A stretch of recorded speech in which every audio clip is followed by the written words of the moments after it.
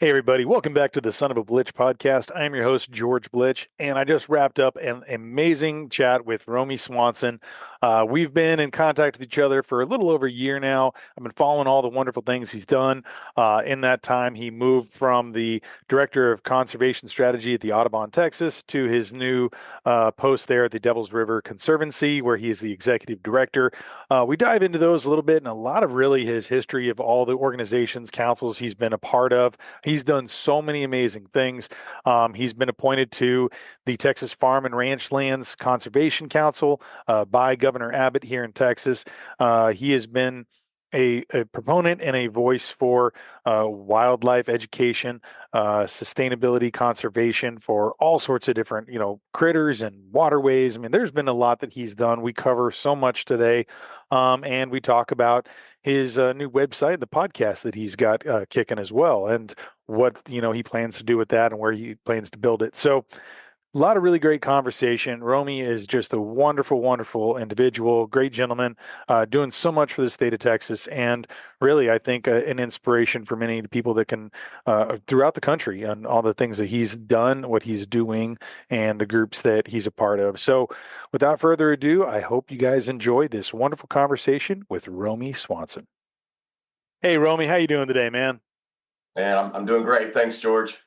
Dude, I'm so glad you're here. I've been wanting to have you on the podcast. I think when we first talked about it was about a year ago, and I just remember sitting there having a great chat on the phone, and I was like, we're going to do this one day. So here we are, finally sitting Fine. down, and man, we got so many great things to cover. Obviously, just kind of to start, for most people may know you as the executive director for Devils River Conservancy, and obviously you've done work with Audubon, Texas. You've done so many things here with so many different organizations, and I kind of want to, talk about all that, but as always, with a lot of my guests, I'd like to take it back to the beginning and talk about your origins in Yeah. the outdoors. Why don't you talk about where you grew up and how you kind of developed this love for the wildlife and being out in the wild, man? Yeah. No, I'm happy to do so. I was, a lot of folks know me as a, a passionate Texan, and certainly I am, but I'm naturalized and not native, meaning I wasn't born in the state. And, a lot of us like to say that we got here just as fast as we could. And that certainly plays true for me. I was born in West Virginia, down the southwestern portion of the state, where in Huntington, that's where Marshall University is, if anybody's Hmm. familiar with it. I was actually born on campus there. It's where my mom was going to college. Oh, right on.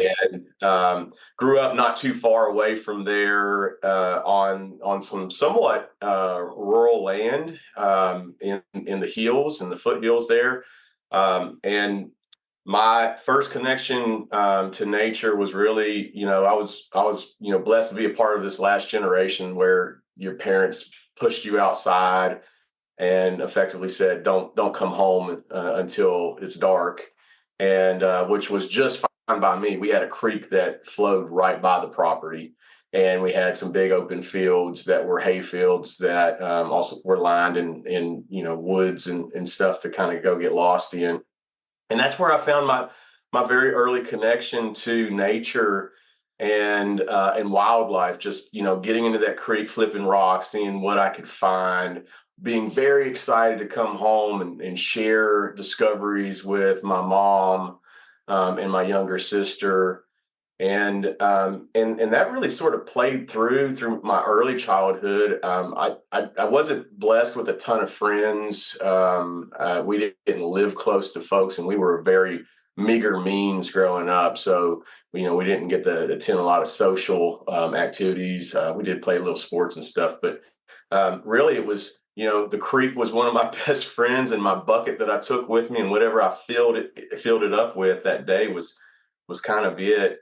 My mom loves to tell a story about how she had to check the pants pockets before washing day because more likely than not, there would be something in there, a baby turtle, a dried up frog. I mean, who knows how many animals I've killed, not purposely as a child. Scientific Around study. Yeah, the investigation is all inquiry, right? We moved to Texas to be with family, kind of getting away from some poor conditions in West Virginia when I was 11, and immediately enrolled in a very small junior high near Bay City, Texas, in Matagorda County. I lived in a town called Markham, and that was a big farming community. So we were tucked in between a cornfield, a cotton pasture, and a cow pasture at this very rural 2A at the time high school. And around that time, I started getting more into girls and football, and a little bit less into nature. However, one of my best friends that I've had since the day that I moved to Texas, perhaps, he shared with me that in high school, although I was a pretty good athlete and lettered in four sports or whatever, which is what a lot of people do at 2A high schools. That I was I was the guy that would be running or practicing and would stop and admire a flower in bloom on the football field, or a snail or whatever.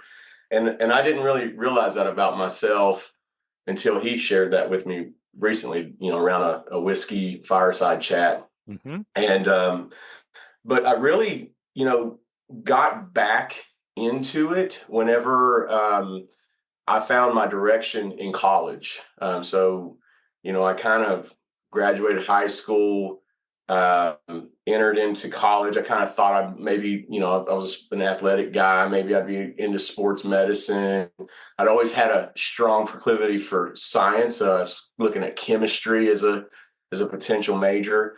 But I bounced back and forth at Texas State University where I was going. Kind of went for a semester, quit, went back later, quit. I finally, after having a son during one of those periods, or having a kid in one of those periods, realized I got to get serious, and I'm gonna have to provide, for my son and for myself, and to be like a real adult and a contributing member of society. And but I was still kind of, I was making good grades, but I didn't have a great direction until one day I saw a sign that said, the student chapter of the Wildlife Society, come for free pizza and live animals. And I was like, well, I like both of those things. I'm in. And what else are you doing on a Tuesday night? A college student and a parent, and taking things a bit more serious. It's a little older at this time too. But I went in there, and I was blown away that not only was there a degree track for wildlife people, but that there was a number of jobs that you could likely get coming out with that degree. And I immediately changed my degree to wildlife biology, and the rest was sort of kind of written in history. I found confidence, interest, motivation. They all came together at a really critical point in my life. Um, I had a great sort of support group. So my son and my son's mother and I, we parted. I mean, we remained very friendly and co-parenting Christian, my son. But at the time, because he was so young, he would spend a very good amount of time with me, and which is sort of challenging being kind of a part-time single parent in college. But I had a wonderful support system, and because of that, because I successfully graduated, I decided to stay at Texas State and pursue a master's degree, so that I had, in my mind at least, a couple of more years to figure this stuff out, and a fun project to work on, and then I kept my support system while I had opportunities to spend time with my son. You can imagine moving to a new university in a new area, which a lot of folks do. Yeah. When pursuing their graduate degrees, it might be difficult to have those things work out. So it ended up working out greatly. I got a master's degree in wildlife ecology, a lot of exposure. I had a fun graduate project looking at reptiles and amphibians and mammals over Palmetto State Park and the surrounding private lands. Learned how to design and conduct a scientific investigation, kind of be critical in thinking, tie land management to, the way populations ebb and flow, peter in, peter out. And it was just a really cool project. And really, I tell folks, that's the origin story. And getting to this point was refinding that childhood joy of nature, play, and discovery, and then incorporating it into a profession. And, that was the spark that got me kind of, to where I am today, which is not necessarily a direct line, but it's what created the foundation that allowed me to continue to pursue with passion all the things that I care about while receiving a paycheck to do it, which is really wonderful. Yeah. Well, let's talk about kind of that arc there, and maybe that not direct line and those movements, because you've been involved with working, I mean, in so many capacities. So I guess we can kind of, maybe if you want to talk about the timeline of it too, but you've worked with different agencies, and the idea of like wildlife management, helping other properties and helping land trusts and different folks to be able to understand those different complexities of those systems and how to work with them. And I mean, there's been so many different different works that you've been working on, Conservancy Land Committee. I mean, there's you look at the Rolodex of the different groups you've been a part of, and it's rather long. And maybe you can just kind of walk us through some of the things you've done, because you spent some time at different ones for sometimes 2-3 year stints, and then obviously kind of landed where Yeah. you are now. But let's walk through kind of your timeline and where you've kind of got to be where you are in your journey now. Yeah. Well, I'll say, a lot of it started in graduate school because I needed to take a position to have some income, and I found an opportunity with a group here out of Central Texas. It's called Plateau Land and Wildlife, and I got hired on with them as a technician part time while I was in graduate school. And when I graduated, so that was in 2008. I graduated in December of '09. And immediately jumped in full time with them as a technician, but quickly transitioned over to their wildlife biology division, which is more consulting work with private landowners. And so, for those that don't know, Plateau is a full service private land serving company that primarily deals with 1D1 wildlife management property tax valuation here in Texas. And so, it's a really niche company with a lot of expertise in designing management plans that fit your need to qualify and maintain that favorable property tax valuation, while also meeting goals for the landowner, ultimately with their land and land management. So I spent a lot of time cutting my teeth learning about 1D1 property tax valuation. You become a tax code expert in some ways as much as you are a wildlife biologist, and learning from landowners. I mean, I went from having an academic background, a little bit of a research background, now to actually like learning how to work with people. And in Texas, we know with as much private lands that there is, that if you want to accomplish meaningful things with land conservation, wildlife, or water conservation, you're going to do it with the private landowners in mind. And so you learn to be fluent speaking, but probably more so, and one of the best qualities that I learned in this part of the timeline is how to listen, and that every landowner has something to teach you. And my inquisitive nature, I think, lends itself. I'll share and admit, and I see this, I observe it a lot, and hopefully folks transition out of it.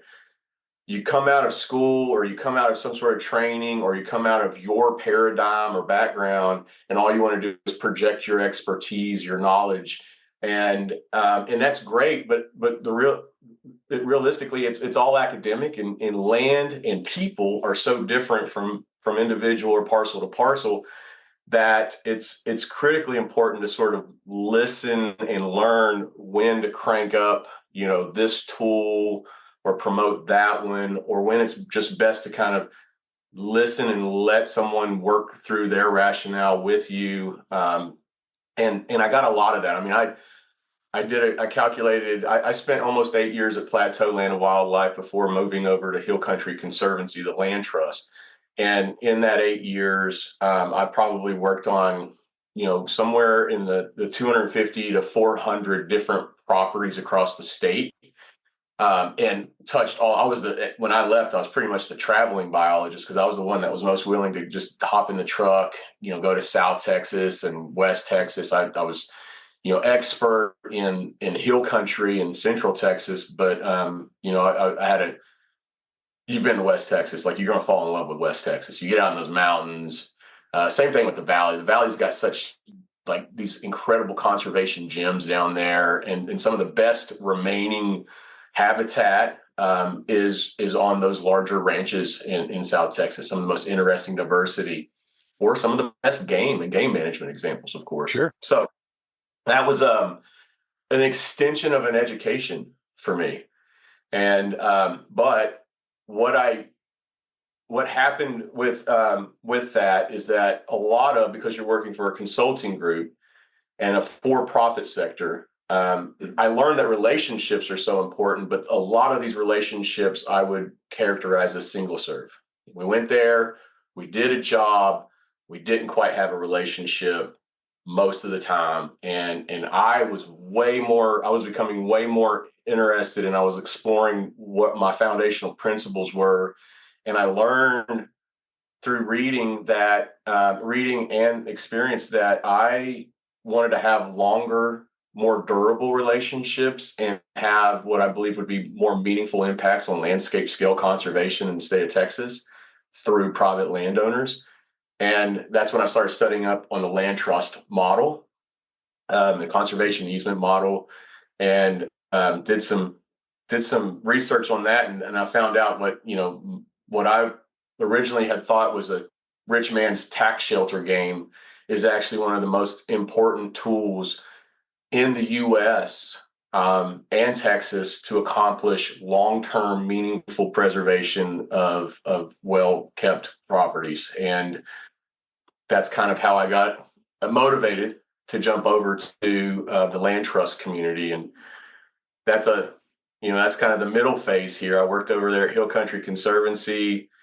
Here in Austin, we served 6 counties in Central Texas, generally along the Colorado River Basin, securing the Hill Country Conservancy exists primarily first to secure lands that serve as a recharge of the Barton Springs section of the Edwards Aquifer.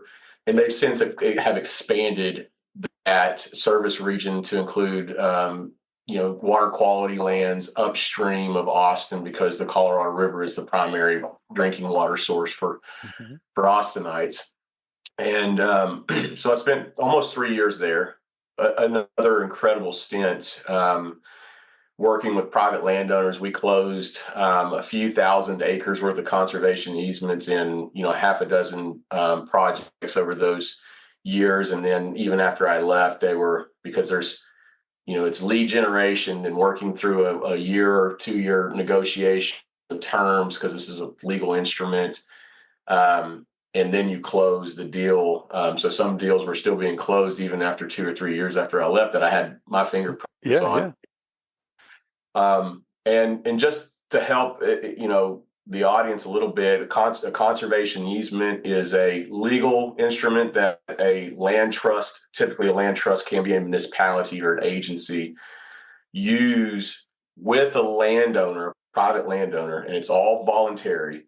They draft up terms on how they want to protect that property, and it runs with the title forever. So, you sell your property, which is completely legal under a conservation easement, it runs with the title.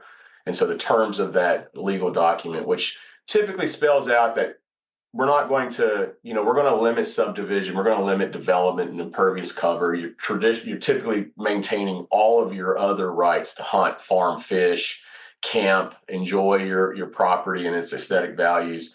What you're doing for the public benefit here is continue to assure that property is available to produce food, fiber, and water, clean air, beautiful views. I mean, there's nothing like driving up 71 towards Mason during the spring, right? And seeing these beautiful views. Well, this instrument helps that. And that's another public benefit is, there are people that just go joyriding up that way to look at wildflowers. Sure. Anyway, so that was kind of the land trust, but and that's almost a forever relationship between the land trust, because the land trust continues to have obligations around monitoring the property to make sure that terms aren't aren't broken, and if so, how to rectify. The landowners or the land trust are very good about being thoughtful, and sometimes things happen unintentionally, and technically a term's broken, but things can be remedied so easily with some communication and some thoughtful practice. So like it's not even a really heavy-handed thing when you have a landowner that finds themselves falling a bit afoul of their own easement.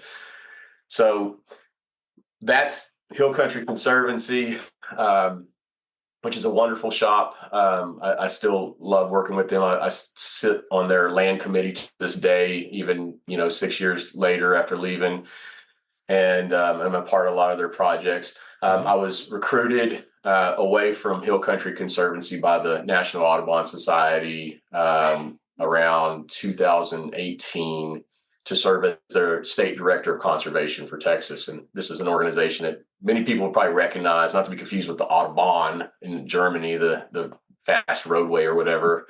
The Audubon Society is a bird conservation organization, international, huge. It's one of the big ones. This is almost as big as the Nature Conservancy, which a lot of people recognize.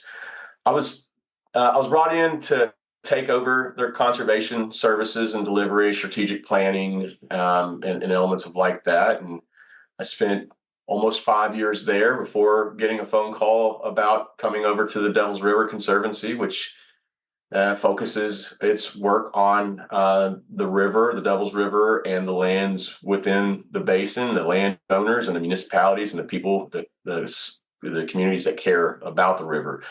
So it feels like it's been ping pong balling along the way, but I've felt ever since I realized that I had some skills and some personality traits that were well suited to accomplishing some things in conservation that I would never miss an opportunity to do good work. And Devils River Conservancy is a place that the Devils River in general is my top two favorite places in the state. There's the Davis Mountains and the Devils River, and it depends on if I want to be wet or if I want to be dry that day as to which one I'm going to rank one or two. But it's those two that are, to me, the most beautiful parts of the state. And there's lots of others. I'm just saying that These are the, for me. Yeah.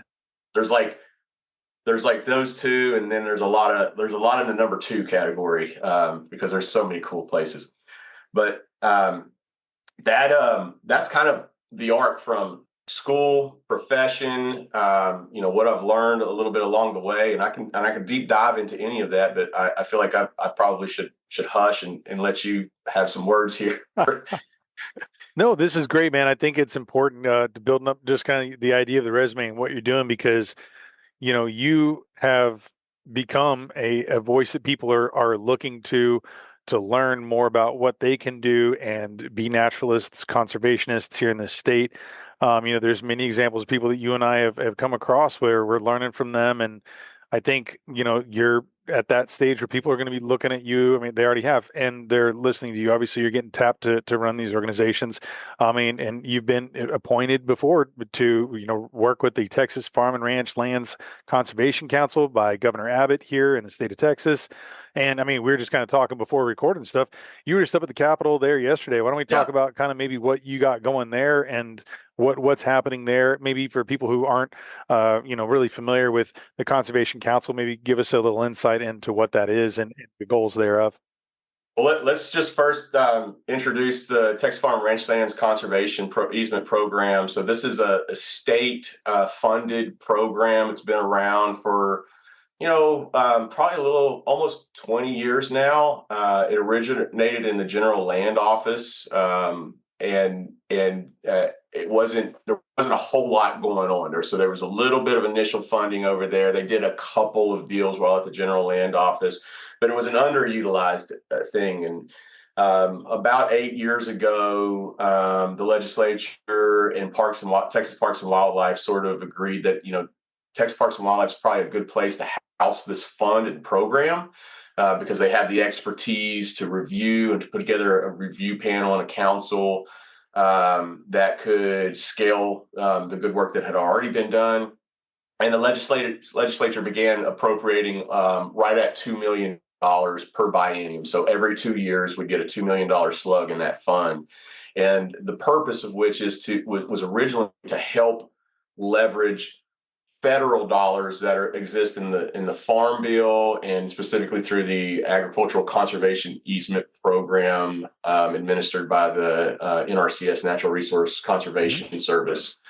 And what the feds required was some sort of match, typically from your land trust, and the dollar amounts would be pretty significant. And what you would find is a lot of land trusts that were based around big metroplexes like Austin and San Antonio that had locally originating dollars for the purpose of buying conservation easements, those land trusts were successfully leveraging the Farm Bill dollars, but you wouldn't see it as much on the rural sectors because you'd have to raise dollars to match and to leverage and then unlock those federal dollars. So this was a program that would provide funding for all those other land trusts across the state so that they could, leverage those federal dollars with some state originating dollars. And that was the original idea. And it's done great work. So over the last 3 cycles, I've probably closed somewhere north of 20 projects, and probably eking away at 100,000 acres. Probably not quite there yet, but 100,000 total acres. Maybe I'm being a bit too big. Maybe it's more like 40,000 acres, but meaningful parcels. Typically that are under significant threat or have extremely important conservation values that aren't just wildlife, but this program's geared particularly towards preserving farming and ranching opportunities across the state. And so that the Texas Farm and Ranch Lands Conservation program is administered by staff at Texas Parks and Wildlife, but it's overseen by a council of 12 individuals, and 6 of them are de facto, in that, Sid Miller's a de facto member of our council, so because of his role in as the head of the Texas Department of Agriculture. And then there's 6 gubernatorial appointees. And about 3 years ago, I was called and said, "Hey, we're going to need a representative of the greater land trust and conservation community to slot in here on the council." And I was like, "Well, hell, that sounds pretty cool. I'd be real happy to do it." I wasn't working for a land trust at the time, so I didn't have a conflict of interest, Right. In that I may submit a project that we would consider, and then that process was very interesting. Being vetted by the governor's office is a tricky wicket, and I'll be straight up, man. I've shared some opinions on social media back when I was in college that I was nervous about, because they said they do a pretty deep dive about things, but I came through pretty clean, because I remember around some point in my life I said I don't want to be a person that lives their politics online, and actually I don't want to be hemmed in and categorized as a politico this or that. And so that part of that sort of that of my nature was something that did allow me, because I had heard that there was a couple of folks that weren't qualified because they were liabilities for the governor's office, Right. And that's one bit of advice. I mean, people are listening and I'm like, okay, well, we're talking about that. Well, it's actionable. Like, anybody that's younger listening in your career, just be cognizant of what you're leaving out there that one day might come back and sort of hurt you, and be measured, because I didn't. It's one of the reasons I got a pretty dang cool job, volunteer job.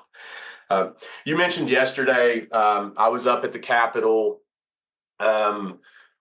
representing the land trust community, Devils River Conservancy, for a lunch and learn to talk about this particular program and how we have way more projects than we have funding to accomplish, how the state of Texas is losing a square mile of rural working lands every day. And as we're also watching, 1,200 people join us in Texas every day. So we're faced with immense challenges, and we have this one little tiny tool. I mean, we have lots of tools, but this one is a very impactful tool that if the legislature saw the wisdom of investing more dollars, 10 million, 20, I mean, we could spend $100 million and still not, take care of the existing pipeline. But if we're going to get ahead of this, and project balance, because a lot of people are moving here for the quality of life. It's Sure. not just, Texas is great, but like they're going to come here and they're going to be crammed into a cookie cutter neighborhood like I am right now. Um, their quality of life is going to be when they get to leave the neighborhood and the suburbs and go out into the rural lands. But we got to have rural lands for those people to be able to go visit or own and manage. So that's the idea behind the conservation program. And then immediately after the lunch and learn with members and with their staff, I transitioned over to a training for the governor's appointees. They do it once a year, seminar training, kind of getting you familiar with your responsibilities, but also how to be careful as you're navigating sometimes tricky things. I don't sit on a board where there's a lot of political concern, but some of these boards are.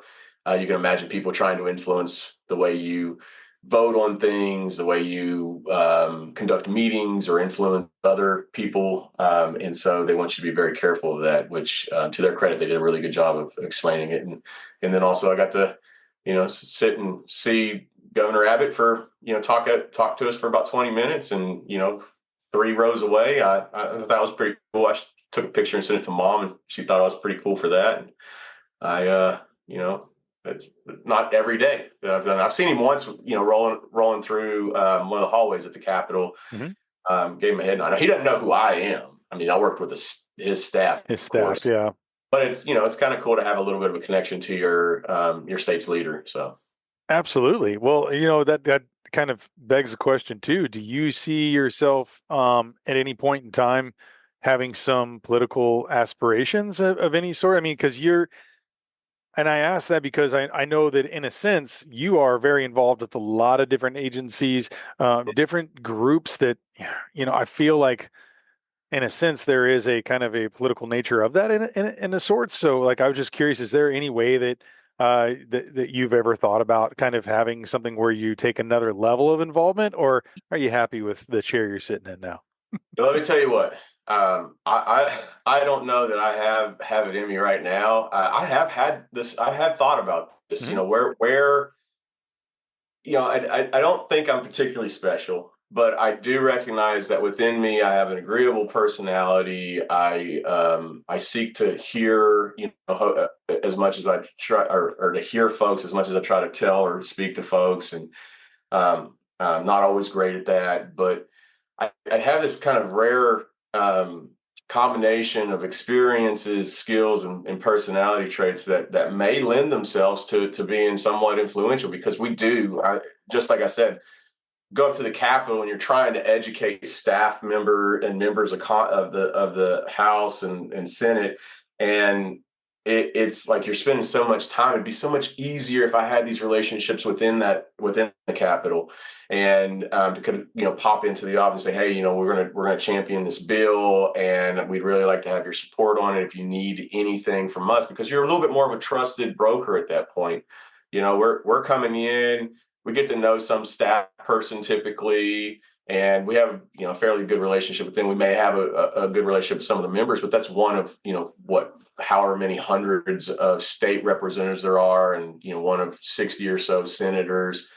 So right now, brother, I'm happy. I'm happy with where I'm at. I have thought about it. I thought maybe if I have something I'm going to complain about, it's time to kind of address it in a meaningful way. But also, that's one place I do not have just a natural aspiration to get to. I have thought about running for some like water district boards. Hmm. That's kind of a local politics thing, and that's where I think that's where my headspace has been, is that I get so frustrated with the back and forth from presidential election to presidential election about how we're going to like look at everything from endangered species, the waters of the U.S. It's like, can we just get some clarity and consistency? Stop trying to pull and tug things, and instead of being really frustrated, I was just like, it's not going to matter. Ultimately, they're going to decide. We have to adapt. I want to impact local, meaningful local decisions.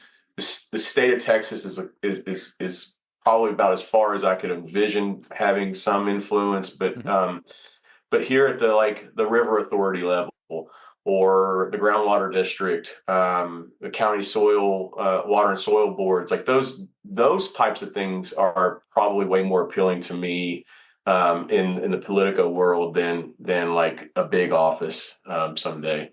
Yeah, well, those are fascinating too. I kind of work within that industry, so I'm very familiar with that kind of, localized politics and definitely water infrastructure development. Yeah. There's so many things that are there, and I think a big impact, and I can see, your heart and interest is the wildlife, and obviously having this habitat, this place for us to explore as Texans, and keeping things as pristine as we can and leaving them better for future generations. And I feel like those kind of cross thread from all the things you've done. There's been, that one consistency that you can kind of read Yeah. between those, even though they've jumped around, is your passion for really caring and protecting our environment, and doing whatever you can to help bring funds in, protect watersheds, whatever it may be, man. I mean, because it's been jumping across some different boards there too. But that kind of brought me back to the idea of, as I was kind of, as we've been talking over the last year and such too, and I've been informed about some of the things you've done. There's been times where you've done, outings where you're teaching people about wildlife, whether it's maybe birding on the border, whether even during COVID you were doing virtual hikes and pointing out different types of flora and fauna, and hey, this is this bird. And I mean, maybe we can bring it back recently to one of your kind of magnanimous viewings of, it was the Mexican owl, right? Like, I Yeah, the mean, Mexican spotted owl.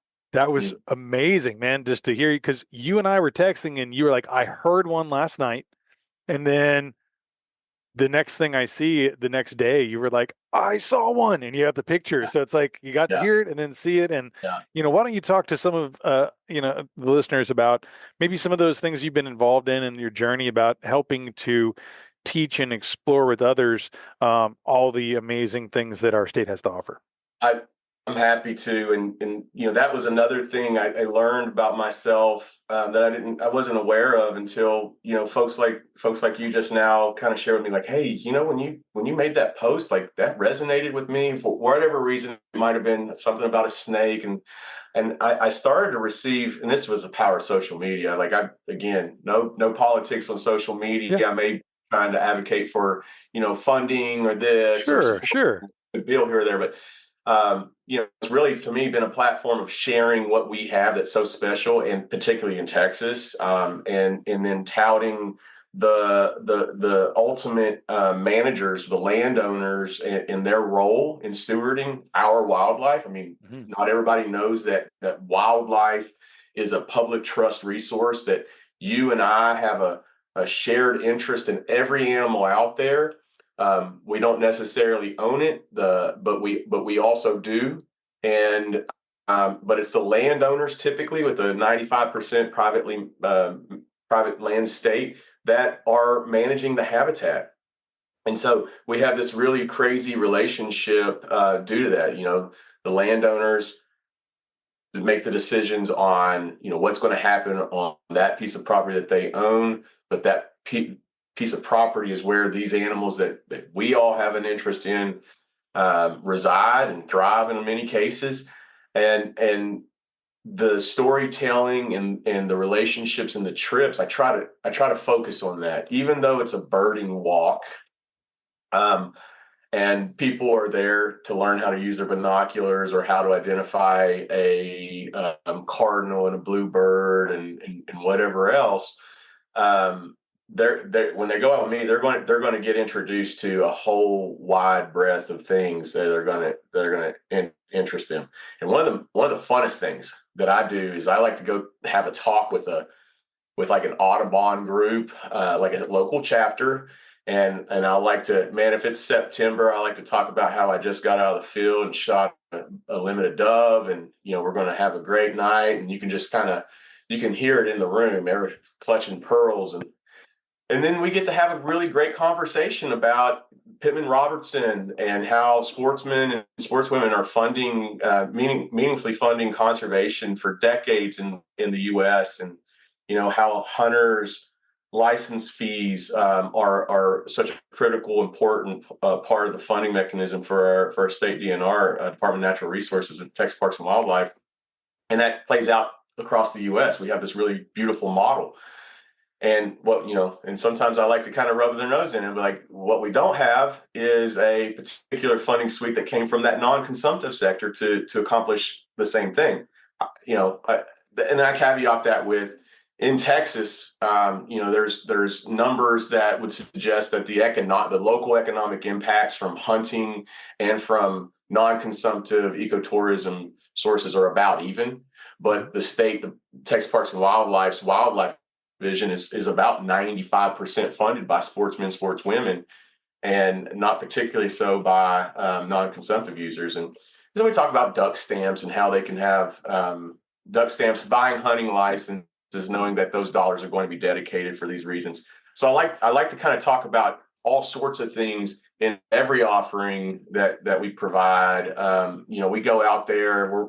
My wife and I are really pretty decent birders and bird guides. We're going to find a lot of species, and people are tickled pink by that, but they walk away typically with a good education. And we've done this for years now, because in the early days as a dirtbag biologist, we didn't have a lot of cheddar to pass out, right? So what we did have is time and a little bit of expertise, and we knew that the best impact that we could do, the best way we could support organizations that we cared about, was I couldn't write $1,000 check for every single one of them. What I could do is I could donate something, and maybe they could raise some dollars off of it. And maybe that's a couple $100 that, and for me, I get to go out and point out birds, share some stories. So we've done that with groups like Hill Country Alliance here in Central Texas. I've supported Texas Tech University Student Chapter of Wildlife Society. I've supported Texas Chapter of Wildlife Society with trips like that. Gulf Coast Bird Observatory that does really great work over there on the upper Gulf Coast. But reality has set in. Aaron and I have both developed in our careers. We're finding that we are taxed to the max within our 9 to 5s, which oftentimes turn from 6 to 11s. Yeah. And that we don't have that sort of time. So we have to be way more selective. But at the same time, what those trips are being sold or auctioned off for, we're watching, like, it used to be like, oh, if you got $200 for one of these trips Romey donated, that was pretty good. And now we're watching, I guess because of some brand recognition, some reputation, variety or whatever, we're watching some of these trips going for like $1,500, and it's largely no different.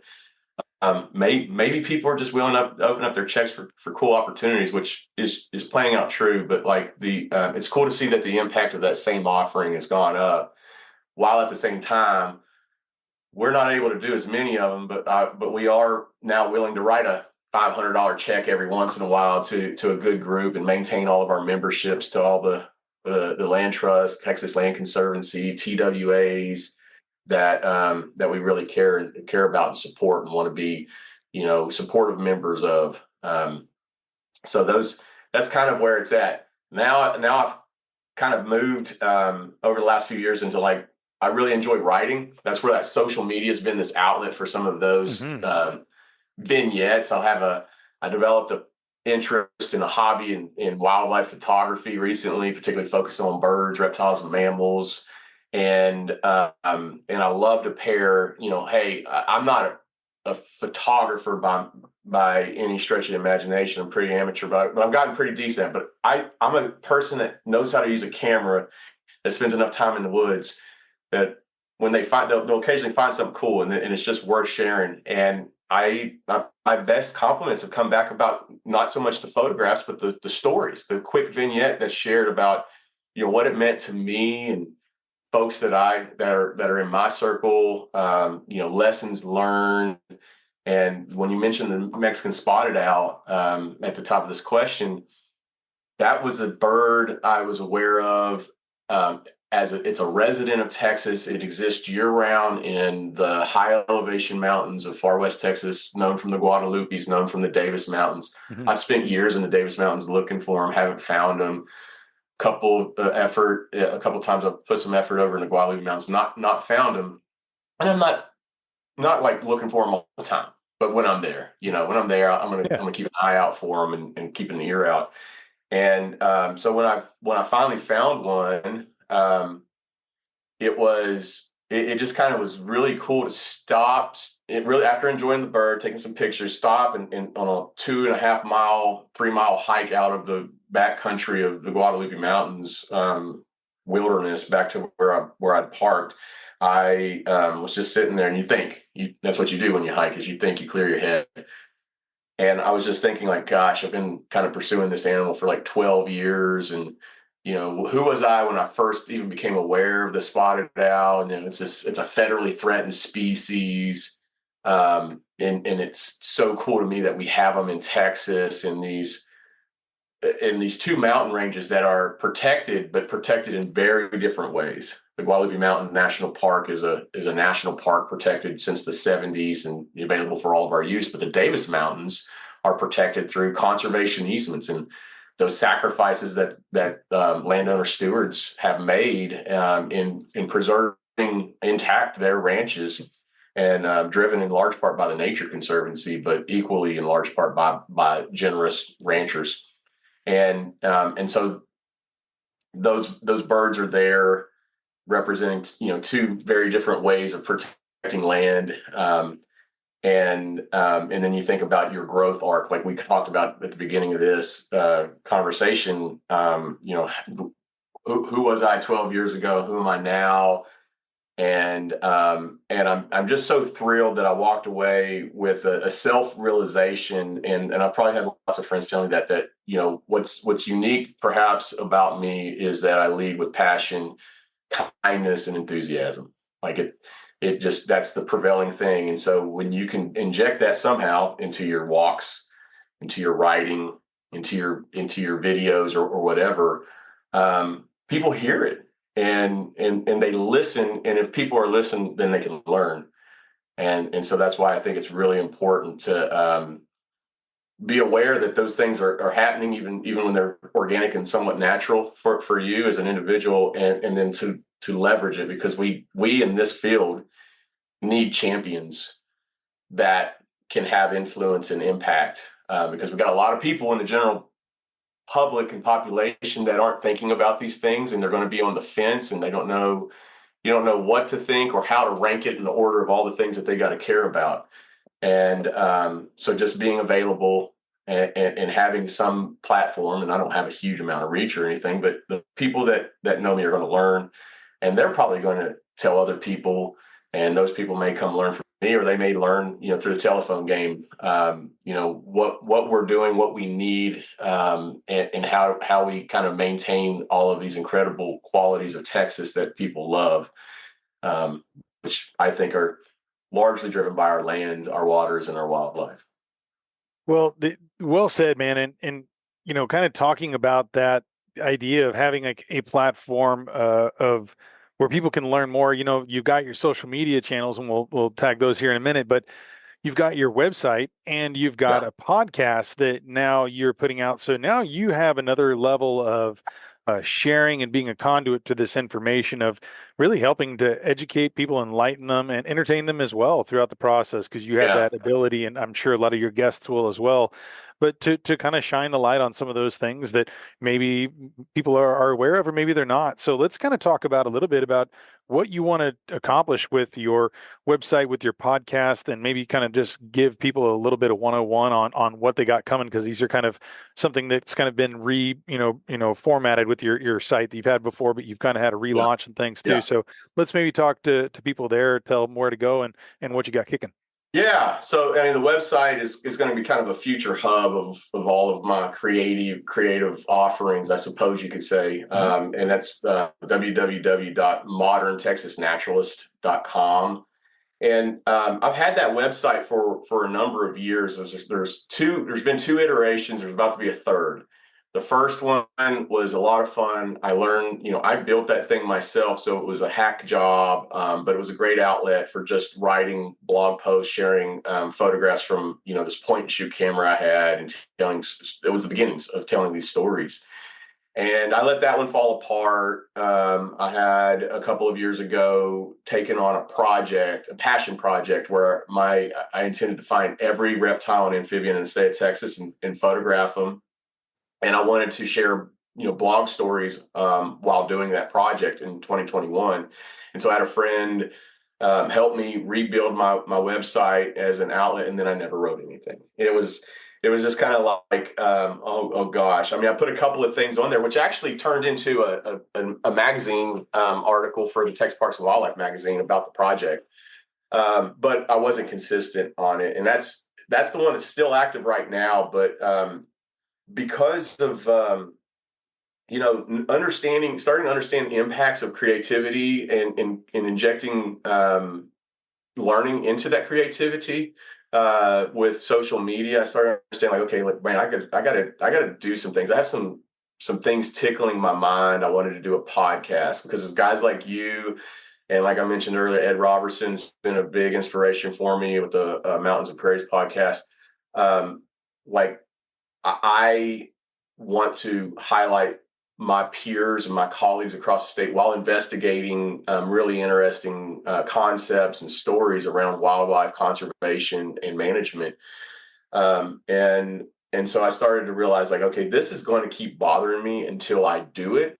And I'll either realize that I don't have the bandwidth to be consistent to do it, but I won't know that until I actually try. And so I partnered with one of my really close friends, Hope Boatwright, to rebuild my website for me, and we're working on the last edits for it. It's going to be an outlet for the podcast, for my blog writing. I want to post a newsletter on there for like relevant Texas wildlife news, and really I want it to be a place for people to kind of come and find interesting stories, provide practical guidance on where you can go to see things, and how to be respectful of sensitive species or sensitive landscapes, and in particular how to be respectful of private property, so that we're not encouraging folks to just kind of go out and do not great things.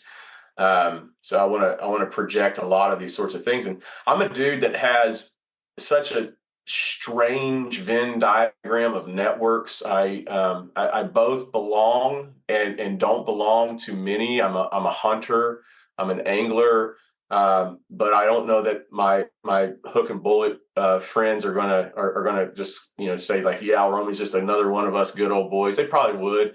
They might suggest that I'm a bit more. I had another friend tell me that I was a member of the nut and berry crowd. But I'll tell you that I go to my nut and berry crowd, and the first thing I want to do is tell them about hunting doves and deer and everything else, and like the clutch the pearls talk earlier. And then I've got I'm in this in the water conservation and land conservation game, but like all of those things, it's kind of cool. There's not very many of us where all these things sort of overlap. But we really do need all of these networks talking to one another, because doing good for one is going to do good for all.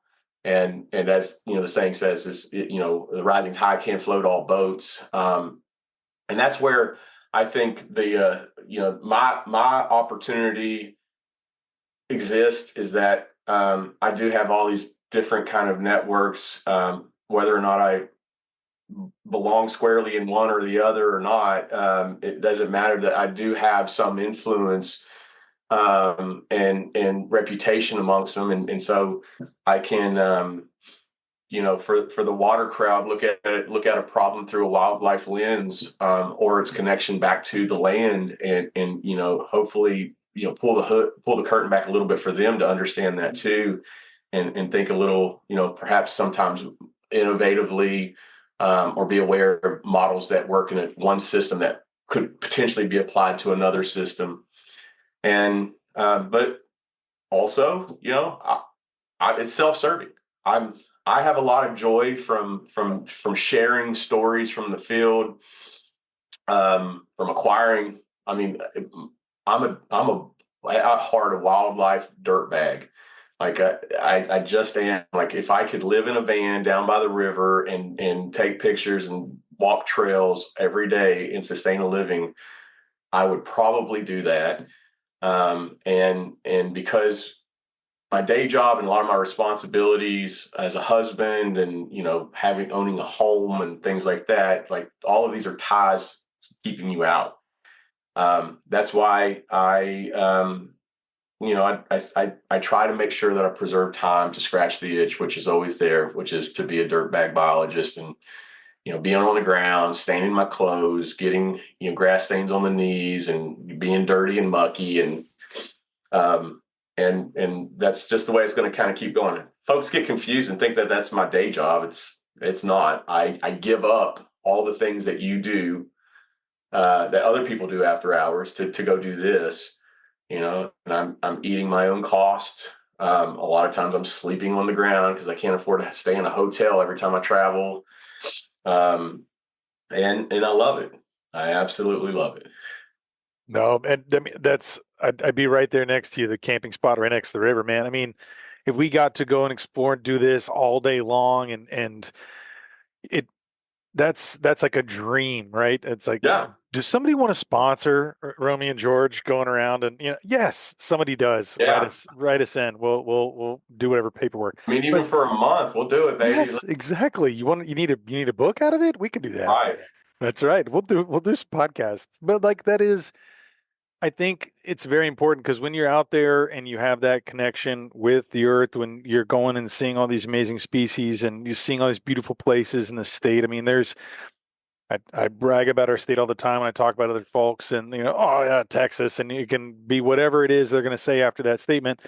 But it's one of the most amazing landscapes, one of the most culturally diverse areas, as far as like the environmental areas. There's so many amazing places to go explore.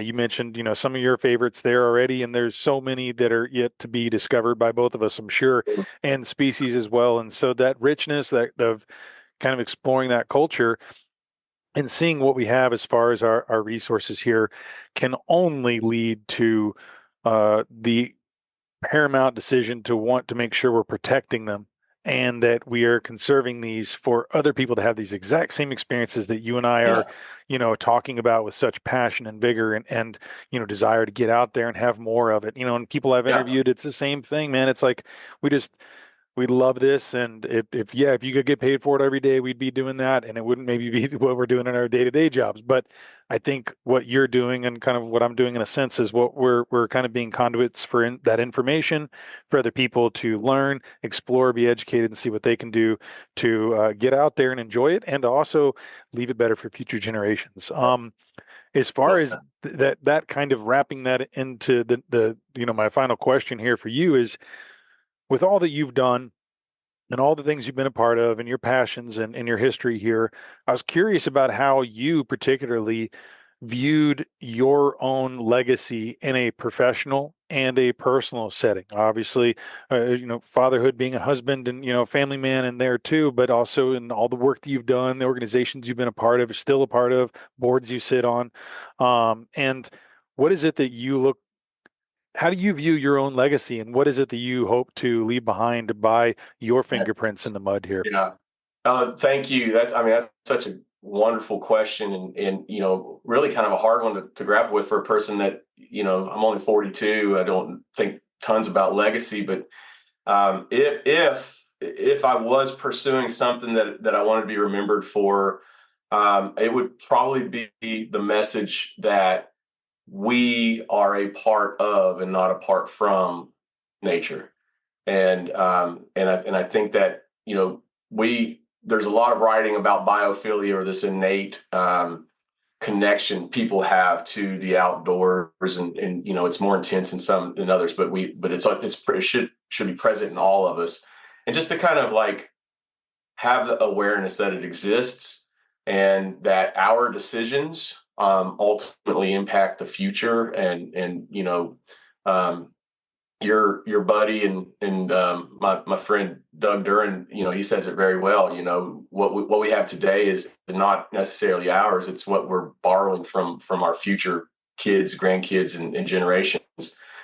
And so that responsibility should resonate. And I just I really think it is the idea that we are all a part of and not apart from. And if I just really quick wrap a really quick story up with that, is that's what I've loved about helping folks, especially early career, mid career individuals, connect to hunting, and which was what we do at the ranch I help manage over near Fredericksburg. Is that those folks that otherwise didn't have any other way, they didn't have a landowner connection, they didn't have a dad or a grandmother that hunted that could take them out, and giving them an opportunity to learn and to be a part of this drama out there in the world where we have abundant game, many cases overabundant, and that game does need to be managed for the benefit of other species, even other game. Sure. And in doing so, we can provide a meal for your family and let you have your hands dirty being the predator that we have not, that we've removed from the landscape. It seems to resonate, especially, when you connect it to the food that you're eating. So I'm patting my stomach here. I think that's one of my favorite groups.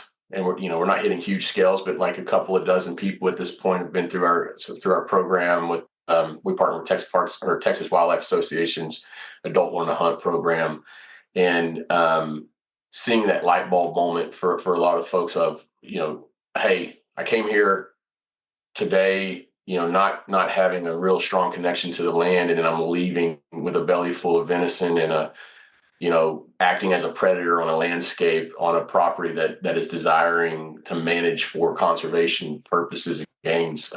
I think it's beautiful, and more of that is the legacy that I hope to contribute to. Oh, wonderful, man. And thank you for all the things that you've done with that, and with everything that you're a part of, man. I'm glad that there are people like you sitting in a position where you are and helping out others and being an example, a guide, and a friend. And I can't wait to see all the different guests you have on your podcast, your website as it builds. I'm a huge photo dork, so I'm going to be, looking out for all the amazing pictures you take, because there's some incredible ones and all the videos you've done too. It's educational, entertaining, and just fun, and all for, I think inspiring other people to take another step of involvement and awareness of what we have and what we're a part of. So for those who are ready to follow in that journey, again, if you wouldn't mind, again, throwing down your website, any socials, Instagram, Facebook, wherever you have, where people can kind of, tag in and learn more about that. And obviously with the Devils River as well. Thank you. So my website is www.moderntexasnaturalist.com. That's all one word. You can find me on Insta, where I'm fairly active. It's just my name, Romey Swanson .wildlife. That probably will change to Modern Texas Naturalist soon. And then, if you want to reach out via email, my work email, Devils River Conservancy, is Romey.Swanson. And the spelling of my name is ROMEY .Swanson, SWANSON. And that's at Devils River Conservancy. There's an S on Devils. It's not plural. It's written as if it's plural. It's not possessive. And our website is devilsriverconservancy.org. And what I would encourage any of your listeners to do, since we didn't really deep dive into Devils River Conservancy, is to go check out the website. If you feel inclined and passionate about the stewardship, management, protection of that incredible river and landscape, please consider joining the Devils River Conservancy as a Devils River advocate. There's a membership program. It's $85 a year. It comes with a suite of perks. And reach out. I love talking about the Devils River, and maybe someday we can come back on and just do one on the Devils River. Yeah, no, I really like that. And for those who again, definitely go check out the website. Look at some of those photos. You're gonna find it's one of the most beautiful places you've ever seen. The river, it's like there's times you look like you're in some Bahamian world with the turquoise blue, Yeah. amazing water, the vistas. And there's a lot of organizations that are out to try to protect our waterways, our rivers here in Texas. And so if there's one near you that you care to get involved with, we both encourage you to go and do whatever you can to put back and put some time and energy and effort into learning what you can do locally, as well as growing that regionally and throughout this state, because there's a lot of great things we can do to be involved in. We have a wonderful state. Let's take care of it, and let's pass it on to our future generations better than we found it.